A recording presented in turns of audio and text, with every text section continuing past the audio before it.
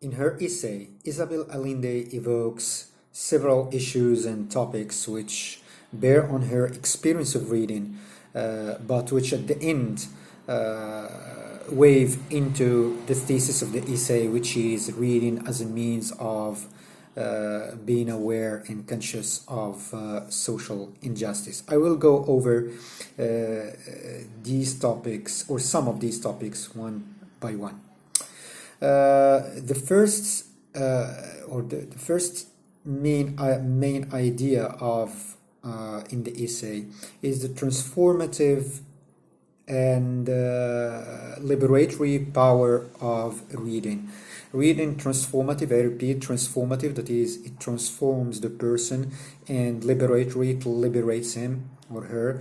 So the transformative and liberating power of reading. Reading transforms the person mostly positively and liberates him or her from the shackles or from the blinds which have been on his or her eyes for a while. It is because of reading, as Allende said, that infinite windows on the world are open to her, and she sadly becomes, or gradually, let's say, becomes aware of what's going on around her. So reading has this transformative, this empowering, and she expresses this idea with similes and images of the prison and being constricted in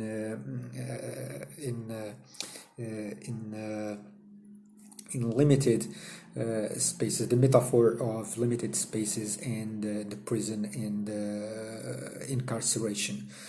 So it is. So I repeat, it is because of reading that she is set free and she is liberated and empowered, and she became autonomous, thinking for herself and seeing for herself what has been shielded from her. The second idea is the importance, the significance of fiction and the role of literature in the acquisition of taste and the refinement of character. Fiction. I asked you a question about what kind of books does she privilege, that she seemed to privilege in her essay, and it is clear from the essay that she is mostly speaking about fiction, about novels, about drama, and also about literature generally, including poetry, of course. It is these kind of books which she thinks acquires the person or provides the person with a good taste and contributes to the refinement of his or her character. Let's go over the essay, and there are several examples or several allusions to literature.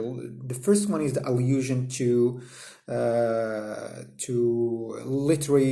great literary figures, beginning from Shakespeare, from the English literature. She mentions some names from Latin American literature, like Luis Jorge Borges and the famous Garcia Marquez. I don't know if you have ever heard of these names. For example, Garcia Marquez, for example, won the Nobel Literature and wrote some classics in the world literature, like 100 Years of Solitude and Love in the age in the times of cholera. These are some of his masterpieces. She mentions Toni Morrison in American literature. She's a Black American literary figure. She died, I think, 2 years ago, just 1 year ago. She mentions French authors generally, or she mentions also Russian literature. So she refers to literature as being the main category which feeds and nourishes her mind and heart. She also, when she speaks about her mother, let me look into the essay. She speaks about her mother. She said that she has a strong sense of poetry. Her mother, whom she admires, strong sense of poetry and such a good taste. When she also speaks about her daughter, she mentions that she is a good reader and she is a psychologist, but she loves novels. She reads a lot of professional books, but she loves novels, short stories, and poetry. Yes, but note, when she speaks about, for example, her son, she kind of has a reserved attitude towards him. Why? Because she loves him, of course, she admires him, but she says that he's a good mathematician, but he doesn't read any fiction. He doesn't read kind of literary books, novels, poetry, etc. And she, without nourishment from books, I have tried to imagine how his mind and heart work without nourishment for books, but I can't. He's a great boy, but how can he do it? I don't know. Also, her uncle, who was the president of Chile, also he's a strong reader, but he's a good reader, but he's not a very strong reader of fiction. So she seems to give some importance and significance of fiction. You can of course read books from your specialty, with you are a mathematician, sociologist, psychologist, whatever, but you need to read fiction. You need to read poetry, novels, and short stories. She said that the characters, the plot, and the adventure shapes her life and shapes her view.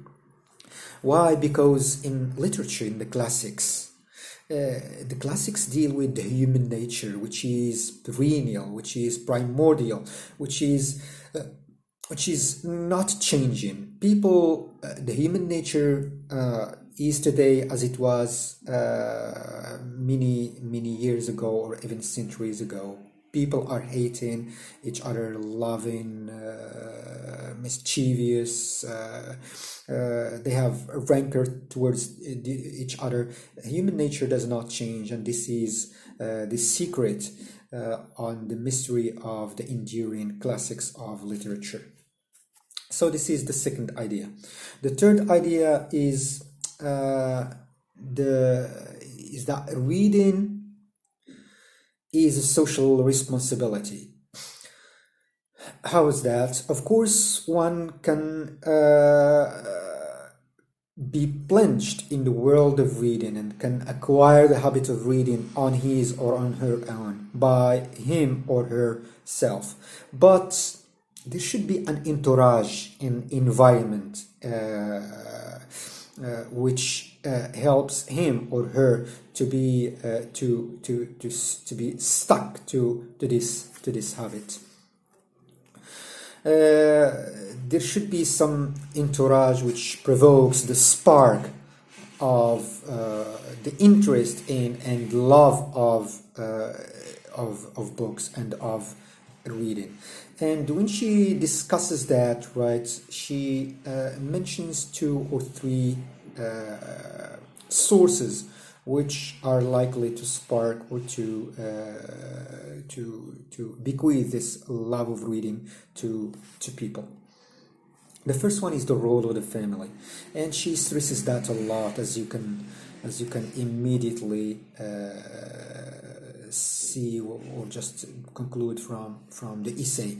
From the beginning, she speaks about her family as being the first bosom of where she sucked the milk of reading. Let's put it this way. She mentions that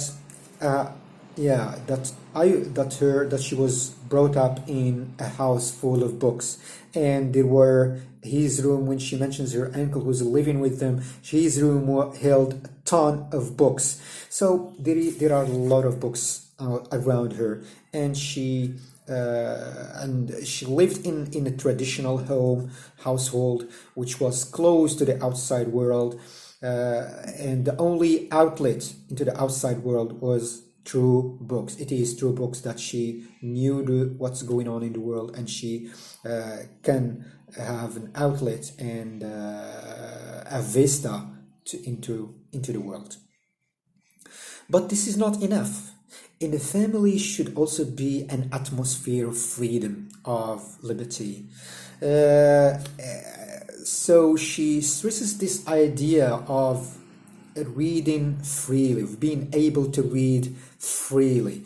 Nobody censored her, nobody guided her or directed her or picks and chooses for her. So she encounters books and she engages with books heads on. She likes those books, she doesn't like the others. She went in a process, in a trial and error. As we all do, we read books and books. We tend to be stuck to some books and hate some books, or just don't like certain categories of books. So once again, no one censored or guided my reading. I read anything I wanted. So this is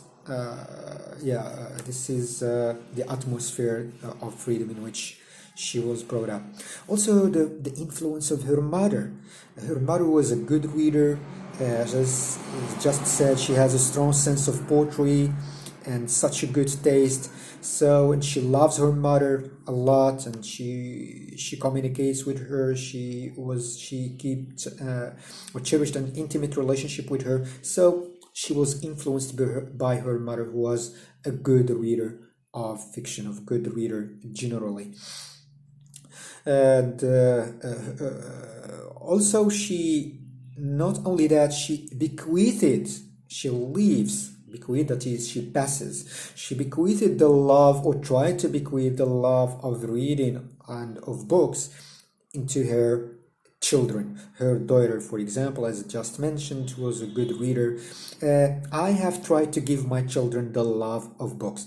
So reading is the responsibility, one of the responsibilities of family. If you are brought up in a family which encourages reading and allows for a free atmosphere of reading, then it is highly likely that the child will become a reader, and while an adult will become a good reader. In addition to the family, there is also the responsibility of the state, dawla. This is evident when she speaks about her uncle, whom she doesn't, by whom she was not really influenced, but whom she admires for the program which he championed while he was the president of Chile from 1970 to 1973, and she mentions this program, cultural program, in which he sponsored the publication of books for a cheap price, for an affordable price, so as she said, so that every single Chilean could read and write and be able to buy as many books as he or she wanted by the end of his term. So she speaks about that with some kind of admiration and enthusiasm in her essay. Affording books for very little money, the equivalent of 2 newspapers. That makes about $1, 10 dirhams, 10 Moroccan dirhams, 2 newspapers. So it's for encouraging reading. There should be a program, statewide or nationwide program which promotes culture, which promotes literature, which promotes literacy among the people. So reading cannot be sparked on its own. It needs family, the state. But also we'll finish with an idea in which she refers to the responsibility of the civil society, المجتمع المدني. I will always be interested in book programs of illiteracy. Yeah, because she realizes, or she's a bit disconcerted. She's disconcerted by the fact that more than 50% of the population in Latin America cannot read and write. So it's responsible. Programs of literacy are championed by the state, some sponsored by the state, but also by civil society. We can conclude that at least. So I repeat, reading can be, of course, one can acquire the habit reading on his own, but there should be an entourage, and therefore the reading becomes the responsibility of the family, of the state, and of the civil society. Enough for that. The other idea, let me see if I still remember. Let's see mine.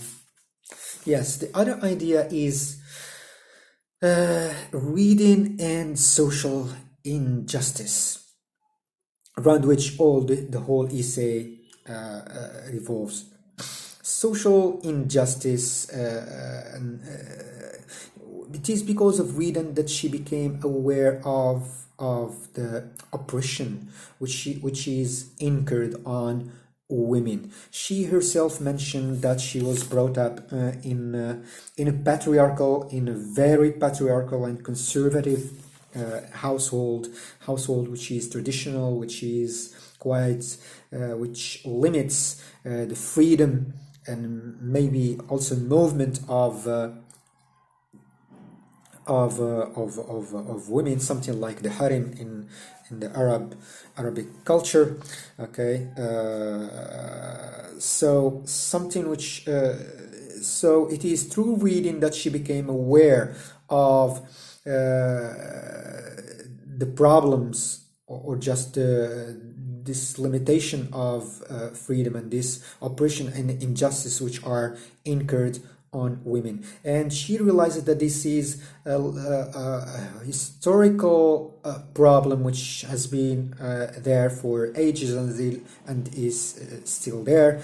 And she has always felt that she has always had this anger about the matter, but it is reading which enabled her to express that and to put it in a to vent it in a rational way. So she is a feminist. She's indignant about the dominance of males, when she spoke about that, when she said that Latin American literature has been an exclusively male club, as it is, for example, as if it shut off female writers, or at least put some limitation on female writers. Maybe Latin American people are biased against females and tend to prefer male writers over female writers, and she mentions that in paragraph number 13. Go back to it. Yeah, I asked you whom she is inclined to privilege the most, or to be to identify with the most, males or females. Some students answered or said that she identifies the most with males, but I couldn't understand how did they conclude that from the essay. It's apparent and very clear and evident that she identifies with females more than males. I have already alluded to how she speaks about her mother, that she's a good reader, she's a fine taste, she's very well informed, very cultivated, very sensitive, and she loves reading, and she keeps an intimate relationship with her mother, also with her daughter, with whom she communicates on a daily basis, writing letters to them and reading letters from them. But when she speaks about her son, as I said, she speaks about her son and uncle in a reserved way. He's a great boy, but how can he do it? How can his mind and heart work without the nourishment from books? Yeah. And when she speaks about uncle, who is the president of Salvador, she said that he hardly affected my life. He doesn't influence me that much. But yes, but she admires him for the program which he championed, as I said earlier. So, and when she speaks about her grandfather, she speaks in quite straightforward, to negative, straightforward terms. He said that he is patriarchal, he is conservative. So she mostly identifies with females, and she's proclaimed feminist. And it is thanks to reading that she became aware, or owing to reading that she became aware of the injustice, the historical injustice, which has been incurred on women. It's gender, so we can gender and reading. It is because of reading that she became aware of the problem of gender and the oppression against women. Also, she mentions in paragraph 5 that reading is it is due to reading that she became aware of injustice, misery, political violence, especially after the military coup, which was staged by CIA, the American intelligence agency, against her president, who was against her uncle, who was the president of Chile. It seems United States of America is a rogue state. Do you know what is a rogue? R-O-G-U-E, rogue state. I couldn't find the Arabic word translation. Anyway, look it up in the dictionary. Rogue state who specializes in coups and in who's leading wars on peoples of the world, it seems. Yes, so the other idea is, let me see. Yes, the other idea is reading and articulation. How reading enables the person to articulate his idea, to articulate what's going on inside. Articulate, that is to express things. We keep things inside of us, inside ourselves, but things become expressible once we have the words and the phrases and the appropriate expressions to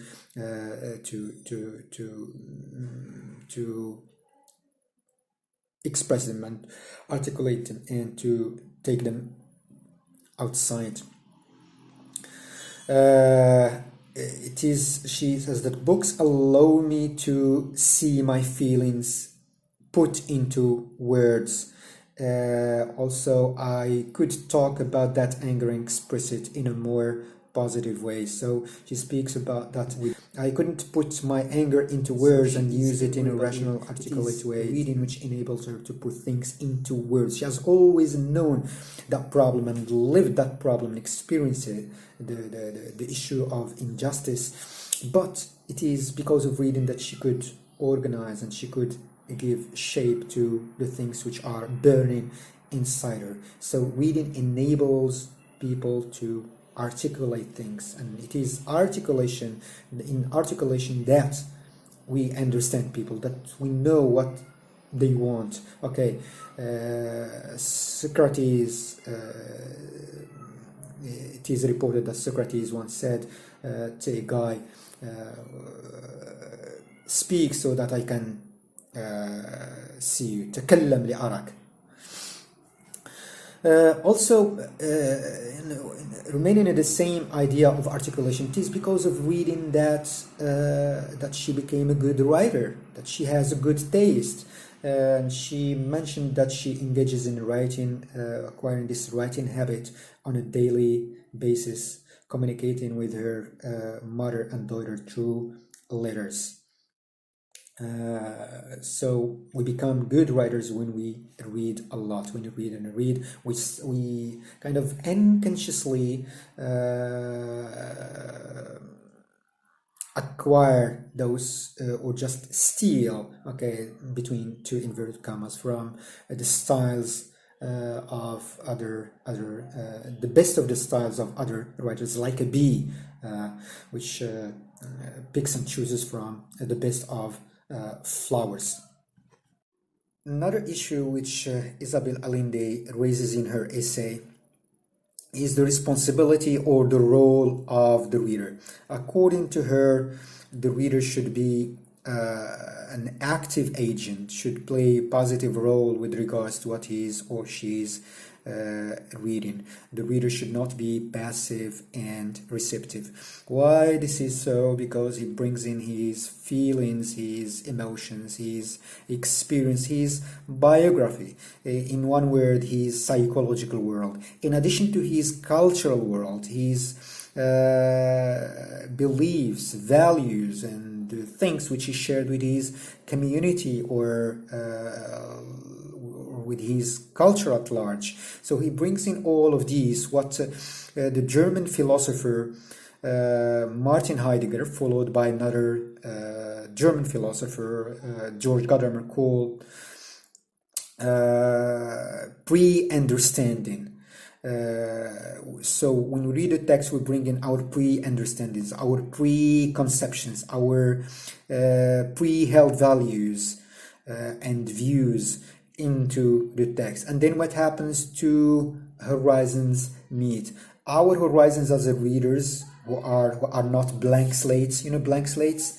صفحة بيضاء. No, we are not blank slates. We come with our experiences, with our pre-understandings into the text, and then we meet the horizon of the text, and then there is a fusion of two horizons, and this fusion yields interpretation, different. So we have different interpretations of the same text because we are different readers. We bring into the text different experiences and feelings and emotions and knowledge. Something else which makes us positive readers, just we have to take position, to draw values, to learn something from the text, you have to be transformed by the text, to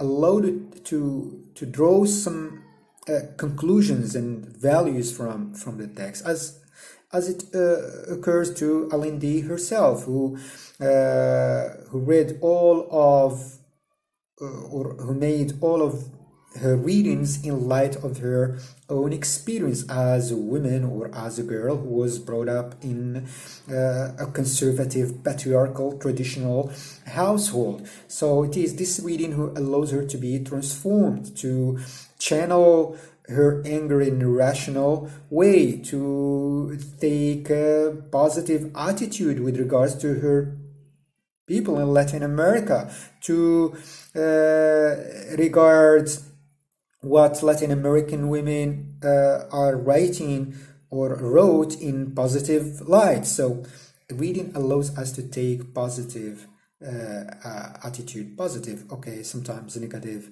it should be said, but to take some attitude and to draw some values and to be transformed. So many people read a lot but do not allow themselves to be engaged positively with what they read. So we have to engage with the text and be positive, active agent, active readers. That's enough for the issues and the main ideas of the text. I will bring things to a close here, and let's move on to the third part.